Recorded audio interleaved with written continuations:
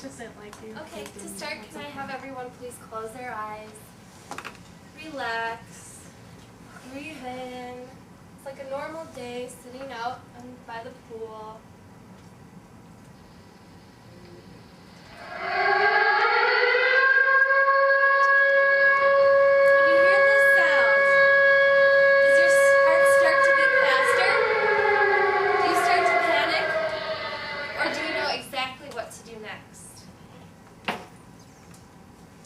Many of you fear tornadoes, including me.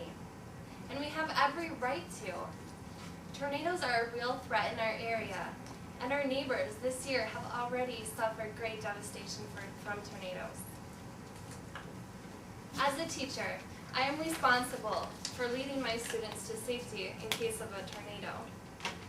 This great responsibility has encouraged me to research tornadoes because I am afraid of tornadoes. So in that emergency situation, at least I can pretend that I am home. Today we're going to talk about 3 stages of how to survive a tornado. The first stage being what to look for. How do we know a tornado is coming? The second stage will be what do we do when we are face to face with a tornado in our community? And second, what do we do after it passes through? I'm sure we're all anxious to find out what we do when we're face to face with a tornado. But first, we have to get some of the basics. Preparing for a tornado can save your lives and the lives of your loved ones. It is very important to pay attention to the warnings and sirens in your community.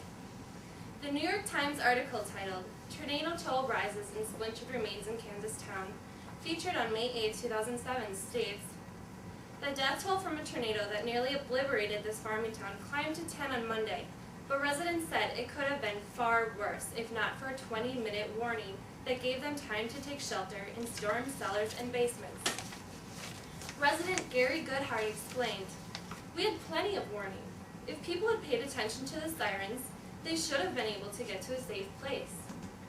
Now, people who are educated on what to do when they hear a siren, their chances are extremely higher to survive a tornado. However, most of us don't really know what to do when we hear these sirens, or we just don't care. We don't pay attention to them. We hear them all the time. Mr. Bolin from New York Times article on November 8, 2005 titled, "Tornado Survivors Question Siren Warning System," wishes he had paid more attention. He stated, "We've always ignored those sirens. But I'll tell you, we never will ignore them again. I can still hear the sound of that tornado in my head. Every time I think about that sound, I get sick to my stomach." So in order to be able to take these sirens seriously, we need to know what they mean. First of all, we have to know what we're dealing with. A tornado is defined by the National Weather Service Forecasting Office website as violently rotating columns of air extending from a thunderstorm, which are in contact with the ground. So tornadoes develop when wind variations with height support rotation in the updraft. They also state later in their website that tornadoes can get up to 350 miles per hour, and they can have a damage path of 1 mile to 50 miles wide and long. So to prepare for a tornado after you hear a siren, it is most important to seek shelter as soon as possible. Now, I would recommend coming up with a plan with your family, if you're in your house, of where to go, such as a basement. You can even have chairs set up, or this is an old school photo where they have food and beds set up just in case. Or if you're in your place of work, make sure you guys go over your plan. And even here in RCTC, make sure you know where the shelters are. And actually, it's very easy. All these classrooms down here, you probably haven't noticed before, but they have a tornado shelter sign on them. So we're pretty lucky. But just know where those signs are around you. 5 Eyewitness News Chief Meteorologist Dave Dahl explains on his minpost.com blog that severe weather can hit quickly and sometimes without a lot of warning. So that is why this planned location will save precious time. Okay, and you might find yourself in a situation where you can't hear the sirens, or there's not enough warning, Or you're out in the Boundary Waters camping, like I like to do, and Lori, this weekend. Okay. So, Dave Dahl, my favorite meteorologist, he explains on his MinPost blog to watch out for high humidity, high temperatures, and an approaching cold front. This is the recipe for a tornado. He also mentioned to watch out if your ears will pop, because that means there's a change in the atmospheric pressure, which is something I didn't know. And also, if you hear a roaring noise in the distance, especially if you're camping, it's strong winds, or it's actually a tornado approaching. Now, I love camping, and I've just grown up knowing to watch out for green skies. That means that there's a thunderstorm approaching.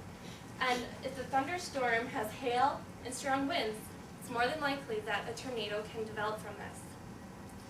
The National Weather Service Forecast Office website also says to be more cautious in the spring and summertime. And between the hours of 3 and 9 p.m., this is when it's the hottest. Now that you know what a tornado is and how to prepare for one, we're going to talk about what you actually do when you're face-to-face with a tornado. So the Good Morning America show produced a special on May 3rd, 2008 titled Deadly Storms, Tornado Lashed Heartland. They talk about a 15-year-old girl who died when a tree flew through her bedroom window. So the first thing, you guys, if you know there's a tornado coming, I know there's not much warning, or if you're actually in the tornado, you can't do much, but you can hear it, run away from windows. Windows are very dangerous. Flying debris is the #1 killer from a tornado, and windows offer no protection from flying debris. They also talk about a survivor of a tornado in Kansas, Paul Maxwell, who was working at his feed store, and 6 of his co-workers, they all crammed into this compact compartment, they called it. So in the feed, I'm not sure much about feed mills, but I know they have these compact compartments that have a roof and sides and nothing inside of them. This is also smart. If you can find any small protected area, a closet, a bathroom, that's small and compact, you have much less of a risk of getting actually blown away or flying debris coming at you. Roger Edwards from the Storm Prediction Center's Tornado Safety website suggests a few more things to consider. If you have a mattress or sleeping bag handy, cover your head with it. It'll offer more protection. But if you don't, just make sure to cover your head with at least your arms. Your arms will recover much faster than your head. And then if you are outside, and live in a mobile home, or you are driving, get out of your car, escape the mobile home, go to a ditch, and make sure you lie very low to the ground. And this pertains if you're camping too and you have nowhere to go. Lay very low to the ground. You're much less likely to actually get swept up by the tornado, or at least the debris won't hit you as easily. So you've survived the tornado. Now I'm going to show you a little bit of what it might look like in a tornado.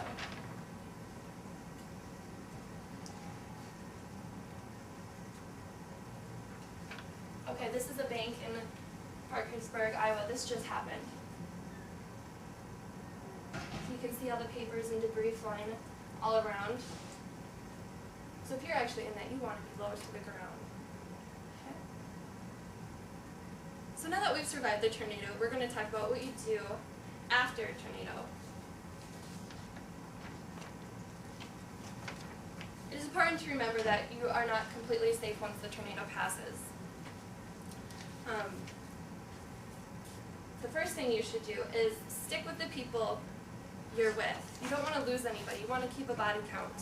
Also, wait for emergency personnel to come. They will eventually find you and help you out. But in the meantime, stay away from power lines and puddles. There's still electricity running through these. And if you step in a puddle and there's wire in there, you're going to get electrocuted. Also, don't use matches, candles, or lighters. I didn't know this, but gas leaks from broken pipes. There's going to be tons of natural gas in the air. If you light one of those up, it could potentially blow up. Assist others if you can, or have the skills too. And take pictures of your property for insurance purposes. My good friend Megan, she suffered a tornado in Ladysmith, Wisconsin in 2002. So I called her and I asked her what they did as a community to psychologically cope with the aftermath of a tornado. And she said they kind of tried to stay positive and think of it as building a new garage or, you know, rebuilding their lives. And they worked together as a community to rebuild things the way they would have probably built it firsthand. And she said the losses were devastating, but the whole town was there for moral support.